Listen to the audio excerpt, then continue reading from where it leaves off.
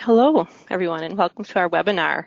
We're excited you joined us to learn how you can use a corporate relocation as an opportunity to maximize the potential of a new workplace. I'm Dara Arnold, a studio director with Gensler and your moderator for today. I co-lead Gensler's space and occupancy management team for our Wisp solution, which is used during the corporate relocation process, and you'll hear more about that later in the presentation.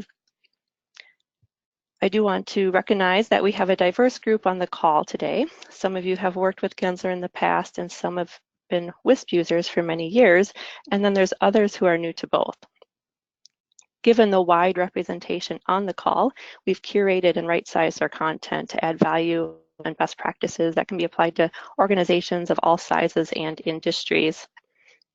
I'm grateful to have Randy Ruka and Christy Van Manen here with me to share their expertise on how a relocation project can be both a positive and a transformative experience. Randy is a senior design manager at Gensler. He guides clients of all types and sizes through the design process while aligning their passions and goals with strategic, results-driven outcomes. He combines design thinking and thoughtful communication into his projects to create inspiring and innovative spaces. Christy is a senior associate at Gensler and my partner in co-leading Gensler's space and occupancy management team. She's passionate about streamlining processes and the value that accurate data can deliver to clients to inform their real estate strategy. As a global design firm, Gensler is focused on improving workplace performance. We do extensive research and we're leading the industry in gathering and applying workplace information to understand the relationship between design, business, and the human experience.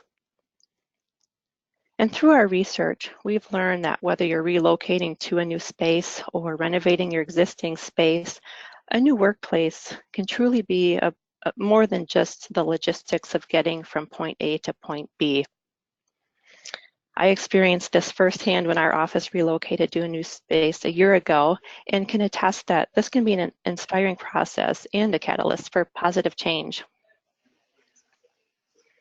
Your new workplace too can be an inspiring and transformative opportunity. Employees can experience a shared purpose in their work.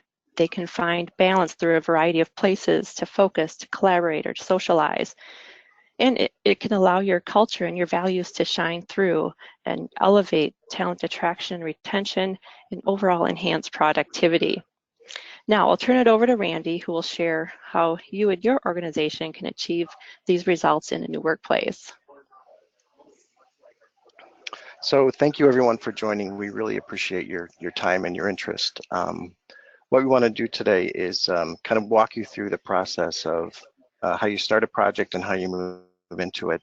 I've been working as a designer and project manager for over 25 years, and so I've been through this process myriad times, always from start to finish.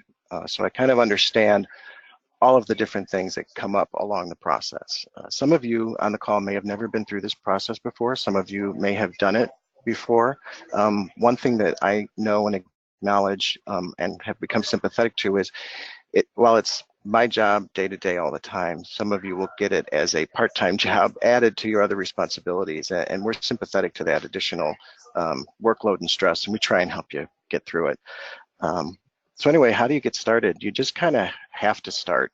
And I would give you kind of timelines that if you think you have a lease coming up, or you know you have a lease coming up and you either are going to stay where you're at or relocate, give yourself a couple of years to start this whole process, maybe 2. If you're a big organization and you might need to have a building built for you or move to, 300,000 square feet, which would require a very specific leasehold, give yourself even longer than that. There's no harm in starting. The conversation usually starts with a broker. So sometimes that'll be your first person who has gotten to be one of your partners. And then you get other people such as the designers, Gensler, for instance, project managers, other people that can help you holistically look at this. There's 5 basic portions of what we're doing. The first one, vision and planning, which we'll talk about, which is kind of just setting the stage of what it is we're trying to build. Site selection and test fits, where is we going to implement this? Let's find the space for us to move, or if we're going to stay, just confirm we're staying. The actual design process, whereby we are turning our space into what is appropriate for the organization, getting it documented and built, which is exciting, and then moving into it and making sure that we're able to maintain all that. So vision and planning, what is it? Some people in the past may have referred to this as programming or creating a program, and that's partly true. A program is a document that outlines how many things you need, how many square feet you have, and that's all true. But we need a bigger vision, we need a bigger idea, and so do you, to make sure that you are really maximizing this opportunity. So we ask that you really dream big. This is the stage. You're quite possibly embarking on an opportunity that is going to happen every 12 to 15 years, if you think about how long your lease might be.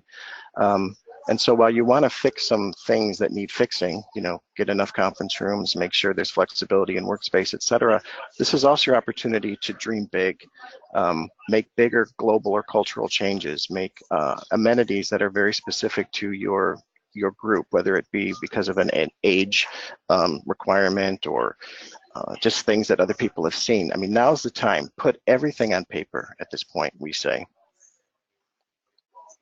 We do this, gather this visioning and planning information both quantitatively and qualitatively. Quantitative being how much, how many conference rooms do I need? How many people will I have? How many people do we think will grow into? And obviously sometimes that is a number that you're not comfortable getting to. We can help you with benchmarking and other strategies to try and evaluate that. But the quantitative part is giving a broker some information to work with, square footage wise, to go out into the market. Is he looking for approximately 25,000 square feet, or is she looking for 100,000 square feet? We need to give some parameters to look. But then qualitatively, we really need to find out what it is we're building beyond square footage. This is the culture, this is the energy, this is the life that you want to breathe into it. This is where you add in the amenities and the collaboration spaces and the things that are usually more unique to your organization. And so the qualitative part is so important even at this stage, because it could add parameters to what buildings we're looking at. It could add square footage parameters, it could add parameters of the part of town we're looking at, or what sort of views and things like that we need. So we don't like to lose sight of that. If you come away with nothing, and if you haven't been through this before, understand that change is challenging for a lot of people, and it's sometimes scary. And so the smartest thing that you can do for yourself and for your organization is to talk about that change. Some people, even if they're working in a space that does not function for the organization any longer, needs changes, it's just blocking them from all sides, would rather adapt in that existing space that they already know than move on to a new space that is going to have changes that they don't know how they're going to adapt to. So I would say change management is crucial. Now is the time to talk about it. Get your stakeholders in your organization to be on board with that messaging. If there's going to be big cultural shifts, make sure that the leadership is behind you and with you saying that. I'll tell you a story once that I was in a visioning session such as the one I just described earlier, and a law firm associate lunged across the table at us because she honestly and truly heard through the grapevine that we were going to put all glass front offices anywhere, and there was no way on earth she was ever going to be able to work under that scenario. No other change that we were going to be able to do was going to allow her to work. That was just the end of it. Had there been a better message at a time saying that, you know, we're just talking about different opportunities and what we're going to do, it would have helped the process a little bit better. We got through that, and I don't know that she still works there. So site selection and test fits. So now we've established in the earlier programming how many square feet we need. Have we told the broker to find 10,000 square feet, 100,000 square feet? Have we said to look in the central business district or in the suburbs? We need to compare these buildings, and we do that through test fitting. Test fits are truly two-dimensional drawings that illustrate the program. And in great opportunities. You get several buildings you compare against each other, because not only are finances what you're looking at and the overall cost of this, but how do the buildings work, and how do they tick all the boxes of all the qualitative and quantitative things we're looking at. Part of the things to think about for site selection, and landlords know this, is they'll tell you about, people are worried about parking and transportation, so they will have all of the different ways that your staff can be coming in. The cost of all this square footages are different from one to the other. Where are the restaurants? What sort of amenities are in the building, whether that be conference spaces, workout facilities, etc.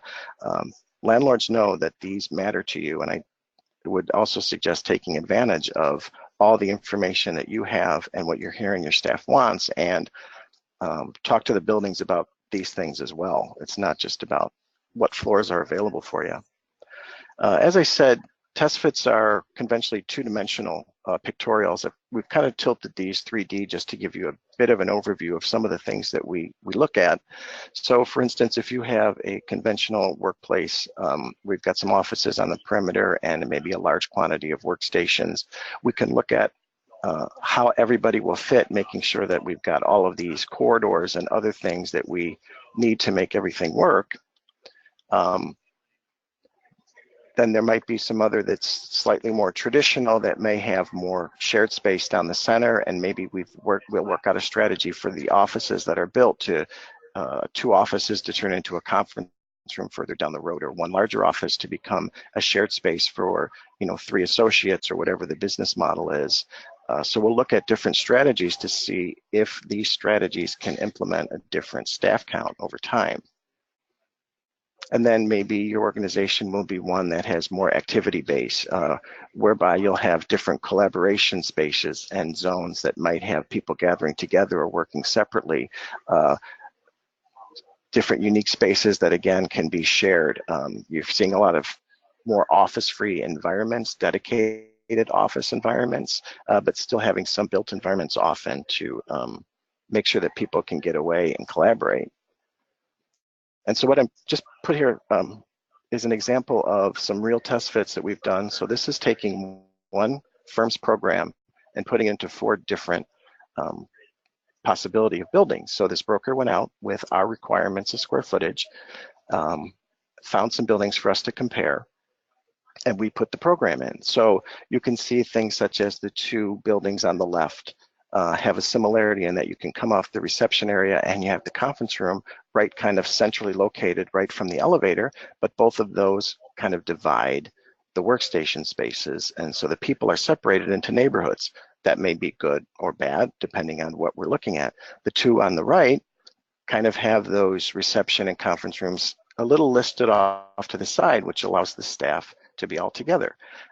This building on the bottom and this other building on the bottom were already, all the spaces were already dedicated to other tenants, so this is all that was left. So while sometimes you'll look at space that is a little bit smaller than your program may have dictated, we will put it in and prove, okay, maybe it fits, or maybe you've lost a few conference rooms. Does that compensate for something else? So this is the test fit comparison that we've done. And while we're doing this and you're looking at how it fits, how it works, walking around and seeing the views, your broker partner is putting financials together, working with the buildings and getting all of the costs associated with this, and they'll show you the pro forma going down over time for this. So now you know what it costs. So eventually you're going to pick a place, right? You have to. And then we're going to start integrating the design and branding, which is fun, as you can imagine. It's our favorite part as designers. And what we've done is we've kind of pulled together this brief pictorial of part of a process, and this is the lacrosse Gensler office that Dara was talking about earlier. We treated, the lacrosse office is unique in Gensler. We have 47, 48 offices, and they're unique in that they're a technology hub. They work with clients helping to manage the built environments. The rest of the offices across the globe design and build the environments, Lacrosse manages those with some of the tools that Christy's going to talk about later. But we treated our Gensler partners in Lacrosse the same way that we would treat any client. We went through the same processes that you've seen earlier on. We have a design, overall design partie, which is specific to their technology, and that we kind of took the binary code and punch cards, things that are relative to the technology that they implement every day. And we combined it with some more organic and natural elements, which is very much a part of who they are and the place in the country where they live. There was a nod to the convergence of the three rivers that converge right in Lacrosse. All of those things, along with branding, et cetera, went through the same process whereby we got to collaborate with the client to create a space that worked for them, that represented them, and that they were proud to move into.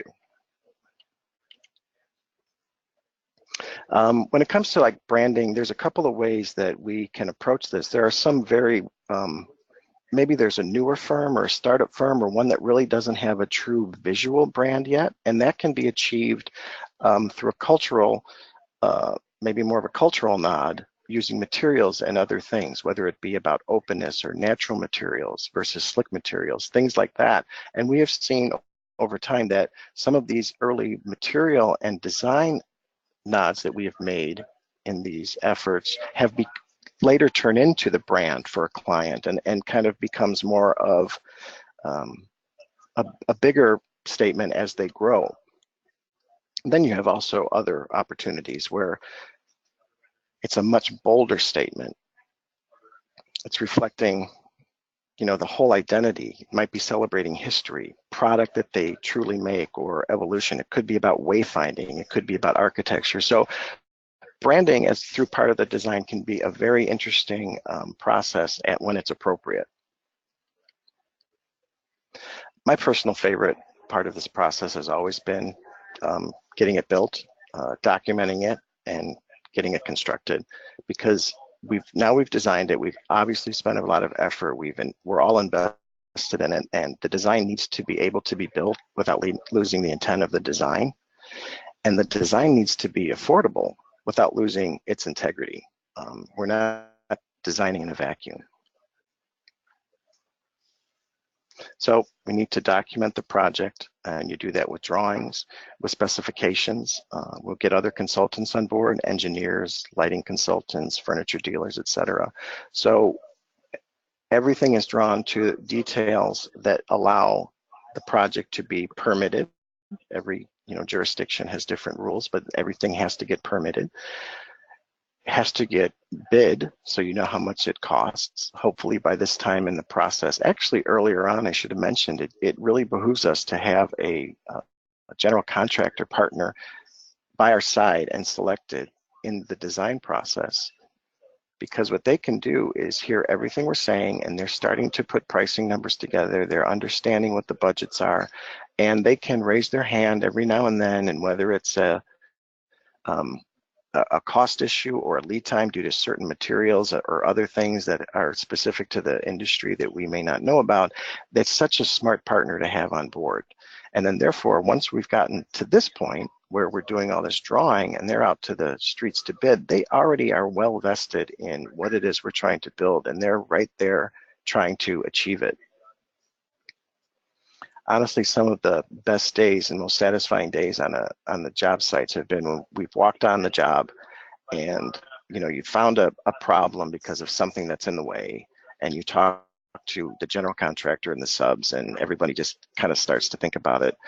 How do we solve it without adding cost or changing the design? And then you'll have a drywall subcontractor, an electrical subcontractor, or whatever the issue is, come up with a solution that they can implement, that they are proud of. They understand the drawings, they're vested in what we're doing, and it just shows how collaborative this process can be. It's also so exciting to be on site when this happens to be a photograph of a project that may have a large staircase cut into it. Maybe some beams have been cut away, or maybe you've got some big garage folding doors, or other elements that are more big, bold moves. And so when you start to see those take place, it's very exciting. And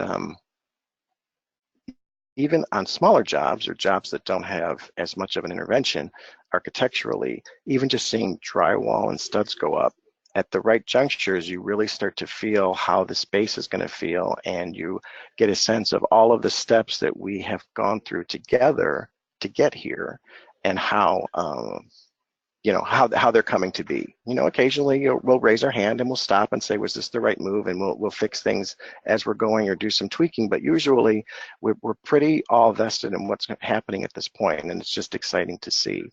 And then getting back to my earlier statement about knowing that this becomes a part-time job for some of you or others in your organization, it does take some extra time. But I also feel that if you do get an opportunity, and if it's appropriate to your interests in the firm, if you do get an opportunity to be part of something like this, I think you would learn a lot. You would come away with a true pride in something that you've helped create in a way that you've helped guide your company. So, it may be an older and more traditional ways of going through this. This might have been the, bye, we're done, we've built the space, good luck. But we're not really that easy to get rid of. And we've also learned that there are so much that you still need at this point. And we don't want to leave you in the lurch. And so we have tools and processes that take all of this information that we have, and they leverage them to help you during your occupancy. You don't have to recreate the wheel with other tools. I'm going to let Christy talk about that more.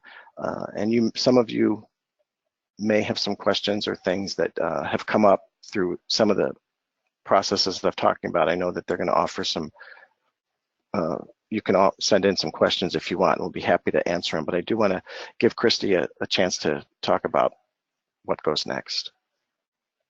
Great. Hello, everyone, and thank you, Randy, for that great overview. I can really relate to that entire process that Randy just walked us through. As Dara mentioned, we moved into our space a little over a year ago, and as a stakeholder, I would have really appreciated that overview a little earlier, because it really would have helped understand what is to come. What is that next step? What are we looking at?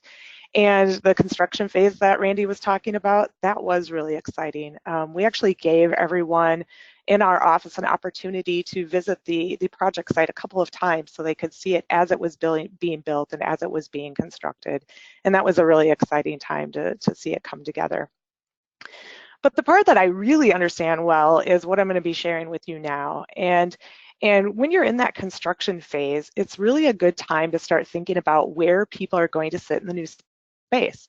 Whether your workplace strategy includes a dedicated seating or some sort of free address agile seating, or there's some kind of combination, you really need to start planning on what's to come on day one and how is that going to be communicated to your employees. So during this phase, you may be thinking about some of these things that you're seeing on the screen. How will I communicate where everyone will sit? We've grown since the process has started, and I need more seats for a specific group. How will the movers know where to put the equipment in those boxes? Where will people even know where to find their lockers if you have some type of free address environment? And at this time, you really may be feeling a little like this guy on the screen. But the good news is that you are in the home stretch right here. Your new beautiful space is coming to life. It's the time where the project that you started well over 2 years ago is finally becoming real. So where do you even start? And first, you really need to know where the departments will be going. And this is also known as departmental blocking. And at this phase, you're not really concerned about the details of who the individuals are and where they will be sitting. You really just need to look and find where on the floor the groups will be going. So this exercise can really start as soon as you have a finalized floor plan layout. And you may have already established some of this in the design phase during that programming phase that Randy was talking about. But this is the opportunity to check to see if the department sizes have changed since you established that initially in blocking. Maybe it no longer makes sense and you need to revise it a little bit. You want to change those adjacencies and things like that. Or maybe it wasn't even done as part of the initial phase. So now you need to get started and figure out where the groups are going to go. Now, there are multiple ways to accomplish this. There's what we like to call low-tech solutions and high-tech options. And through the years, we have seen some extremely creative solutions that clients come up with. And just to give you a few examples of what we've seen and what can be done, a lot of clients like to print the PDFs of their new floor plans, break out all their colored highlighters, colored pencils, and then they start highlighting and coloring where the groups are going to go. And some of you right now are probably shaking your head and saying, yep, been there, done that.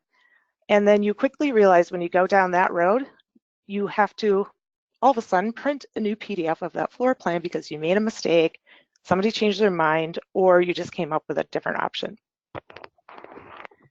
We've also seen what we call the sticky note method. And this is where people will print out floor plans in a really large format, you know, with a plotter or something like that.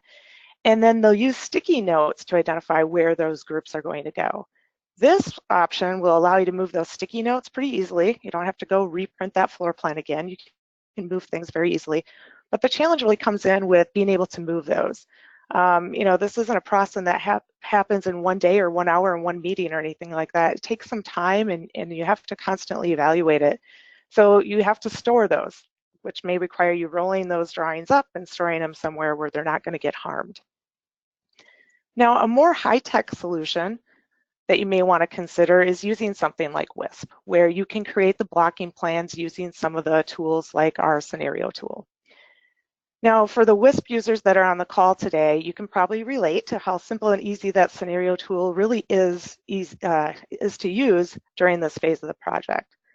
So this is where we would get your floor plans, those finalized floor plan layouts. We publish them into Wisp, and then you as the user are able to interact with the tools to block where the different groups are going to go. The great thing about this option is that it centralizes everything, and you can easily create an unlimited number of options without the need to print additional versions. But regardless of the method that you choose, this is a great time to really engage the stakeholders in the process, where you can have, you know, working sessions to collaborate and come up with department blocking together. And then it can save you time and get buy-in much more quickly. Now that your department blocking plans are done and the stakeholders are all in agreement, this is where you need to really decide who is going to sit where, getting down to the individuals now. Potentially even figure out who has which locker if you're in an agile free address environment.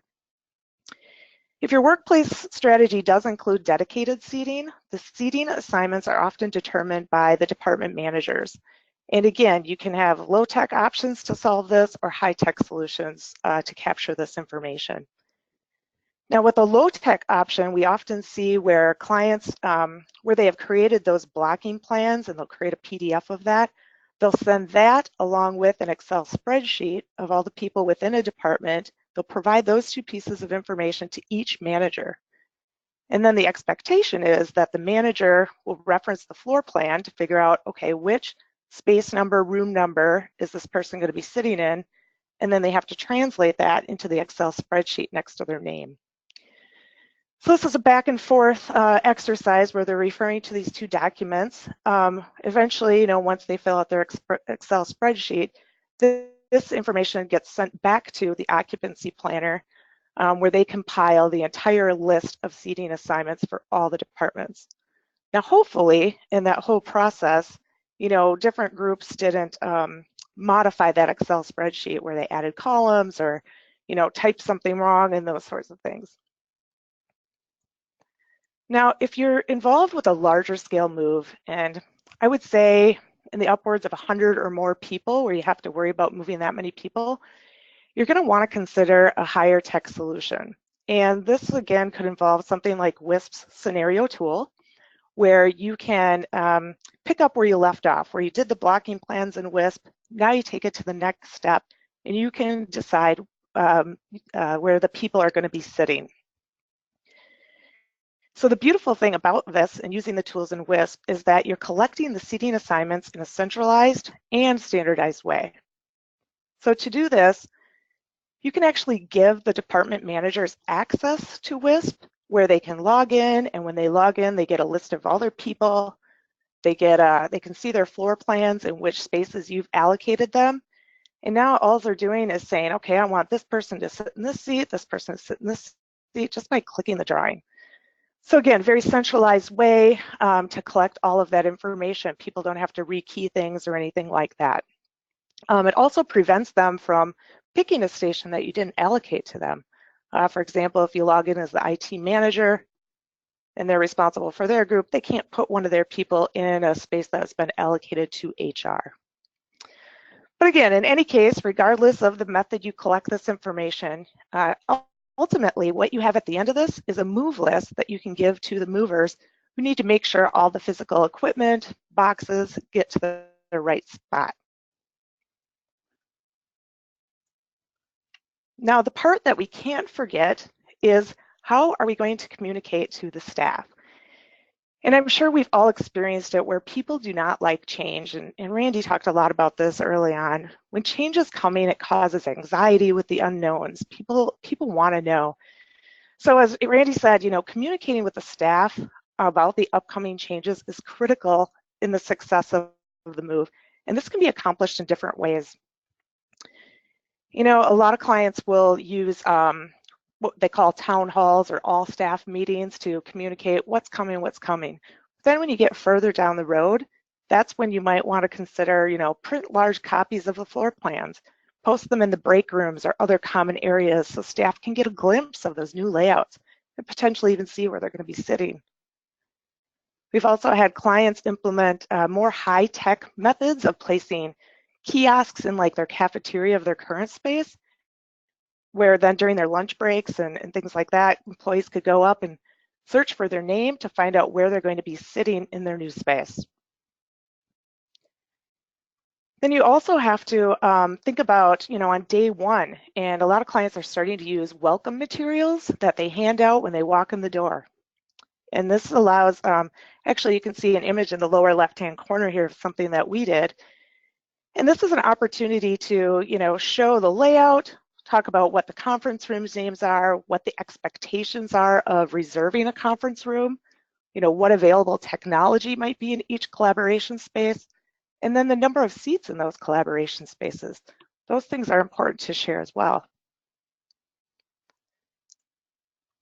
Because keep in mind, with you still want productivity to happen, and as you're planning a move, they need to have meetings in some of those collaboration spaces. And if they don't know what kind of technology or the number of seats, they're not going to know where to go or what rooms to book. So that has to be communicated, earlier than even when you move. So that's really important. So just to recap the process that we walked you through, Randy really spoke about that, the first four, and then I picked up on that last one. There's a couple of things that, we really want you to take away from this. One, start planning early. As Randy said, you can't start too early. If you got a lease coming up in the next 2-3 years, you might want to start thinking about how do you get this project moving and get that stakeholder buy-in early. Dream big. This is where you get permission to dream big. That's the number 2 thing we want you to take away. So whether you want to fix things about your conference rooms or have more collaboration spaces, soft seating, better light, all those sorts of things, you could dream bigger than that. And then the last one, communicate with the staff often on the progress and then of the upcoming changes. Use those town halls, use department meetings to share what's coming so you reduce that anxiety level for everybody that's going to be affected.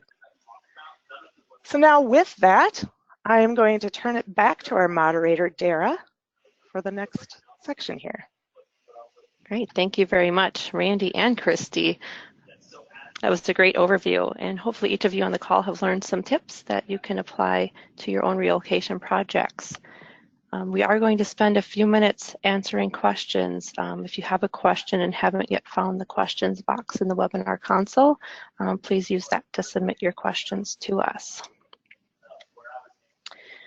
Okay, Randy, starting with you, who within our organization should be involved in this process?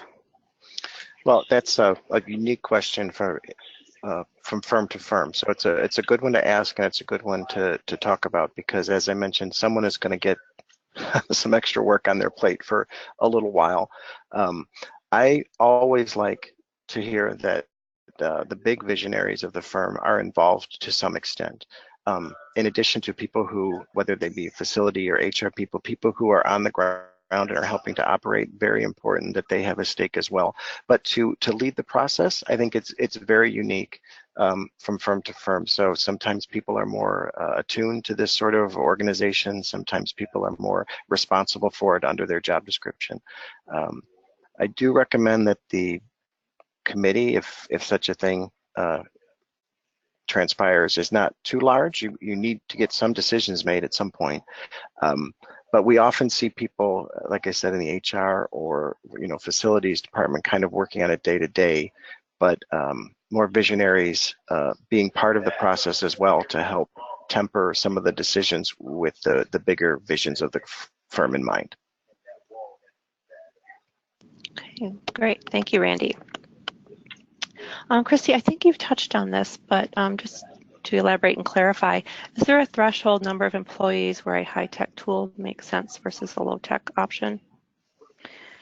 Yeah, it's a good question. It's a little personal to every organization, and some of it's going to depend on the resources that you have available to you. But we see in upwards of 100 or more people that you have to move. Really would require a more high-tech solution to plan for the seats in that move. So about 100 people or more. Okay, great. Thank you. Randy, here's another one for you. Can Gensler help select a new location? Once again, I think you touched on this, but just go ahead and elaborate. No, sure. In that we can compare and help you see the differences and the advantages and disadvantages of buildings. Without a doubt, design firms such as Gensler that's what they're great at doing, evaluating those. As far as bringing you to market, though, to find those, you really need a real estate broker or a professional along those lines, because they would have access to everything that's available. I've certainly, through the years, had an opportunity that one of my clients maybe is thinking of subletting a floor in their leasehold, and mentioned it to another client, and it's just kind of worked out. I didn't get a commission, but I mean, that sort of thing, just by knowing people, happens. But chances are you're going to be contacted by a broker. They know when your lease is up, even if you've never heard of them, and they will be contacting you and trying to get their foot in the door for that opportunity. So they really are the ones who will bring you out to market and find you the physical buildings. We do like to be on those tours and walk with you if we're on that early to help assess even before we've started to draw the test fits. Okay, yeah, great. Those are some good points. All right, Christy, back to you. Can I use the move tools without using design services? Well, you can, but of course we would certainly like you to use the design services as well. But no, you can use our tools to plan for a move without having gone through that whole design process with Gensler. We need the floor plan layouts to start with. Once we get those loaded, we train you and show you how to use those and support you along the way. So not a problem. Okay, thanks, Christy.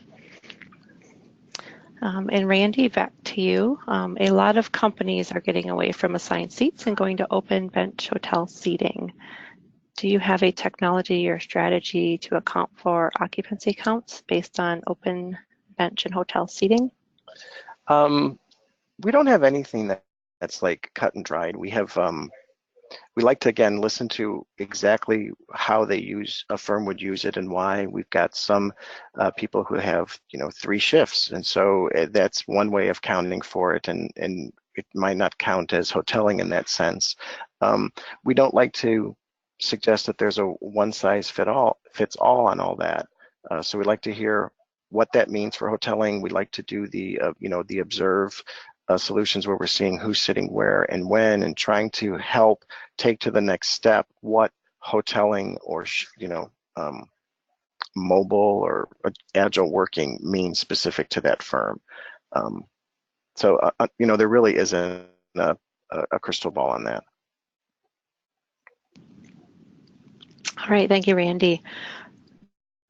This next question we'll also send over to Randy, but Christy, if you have any insights you want to add, please do so. The question is, what ratios do you use to come up with the appropriate number of telecommuters or free address spaces? Again, not a cut and dried sort of thing.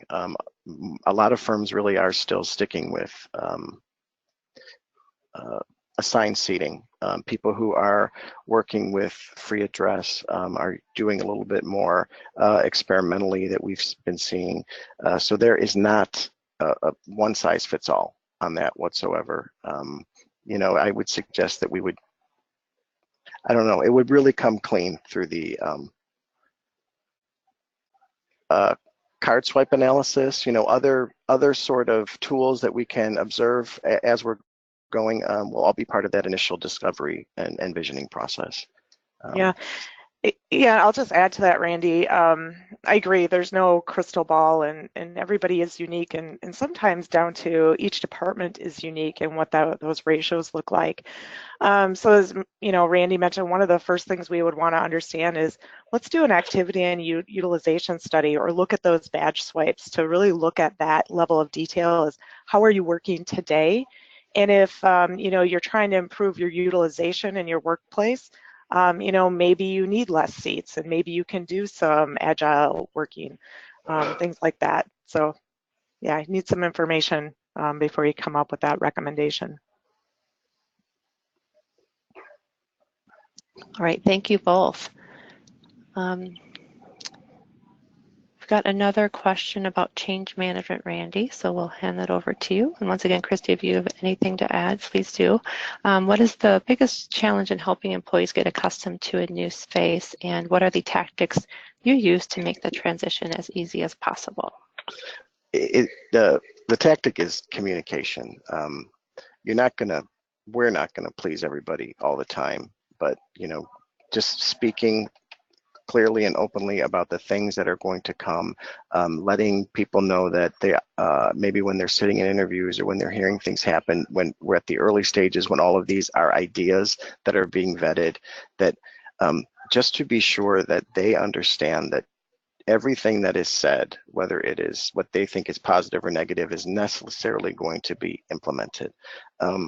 Communication really is key. The old days of, you know, we go and sit in a room with a couple of vice presidents and we come out 10 months later with a project that everybody's going to move into and nobody knew what they were looking at.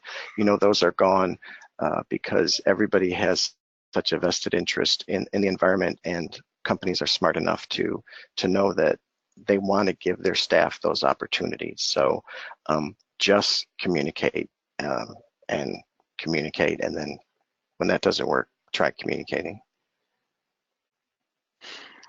Yeah, I'll add to that too, and couldn't agree more. Communication is definitely key.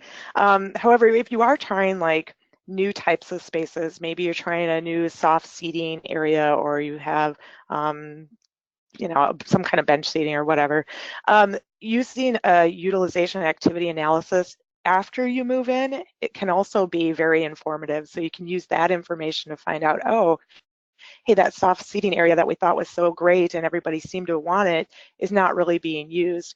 So that may just be an indicator to say, hey, we just need a little more change management. It doesn't mean rip it out. It just means let's do some change management and educate people how that space can be used. And maybe that's all you need, is just a little more communication, like Randy said. Yeah, that's a good point. Like we have even small efforts such as maybe we're down to picking between 2 ergonomic task chairs or something, and sending those in monitor arms for computer monitors. Maybe there's a room that those sort of things can be looked at and tested, and people get an opportunity to see and be part of a decision, whether it's just by vote or something else. You know, setting up a couple of, maybe a workstation pod or something that's unique that we're going to give thinking about giving a go, but if we want to set one up and see how people use it, you know, while the design process is still going on, people are starting to be vested in what's going on. So you can't build everything, you can't test everything ahead of time, but the things that you can, that's part of the communication, because people then know what it is and they're giving feedback to something that's real. Yeah, absolutely. All right, thank you both for fielding that one. We have one last question that we'll take here, and I think it'd be great if you would both respond to it as well. So based on your experience, how important is the implementation of technology like sensors and IoT to cater to the needs of a modern workplace? I'll give you that, Christy. Great. You know, I think it really depends on your workplace strategy. So if you are in a more free address, agile seating environment, sensors may be something you want to look at because you truly need to measure that to make sure it's being utilized in the way that you anticipated. And so if you're monitoring that, you can adjust quickly. So maybe you need more desks, less desks. You can adjust those ratios that you had planned out initially, things like that. So whether it's sensors or doing kind of a different option of the activity utilization studies, that's another form of technology that's less expensive to get into. So you can do studies whenever you need to. When you're feeling that things aren't performing the way you anticipated, you can engage in those types of studies much more easily than investing in a large technology like the sensors. There have been instances where we've sat in programming interviews and we've been told, you know, maybe we've walked around and we've done some observation and we've seen, you know, empty room after empty room, and then we hear in the meetings that they need more conference rooms or more specific things, and we might ask them, not to tell them they're wrong, but to challenge why they think that, and then we have done some things with sensors, and they in some cases are surprised by the findings, and it makes them rethink their original thoughts. And so they do have some great validation capabilities when necessary. And sometimes you just build the rooms because they absolutely have to have the room. You know, at some point, even that's only going to be once a month. They can never be, you know, without. So you temper that with the needs.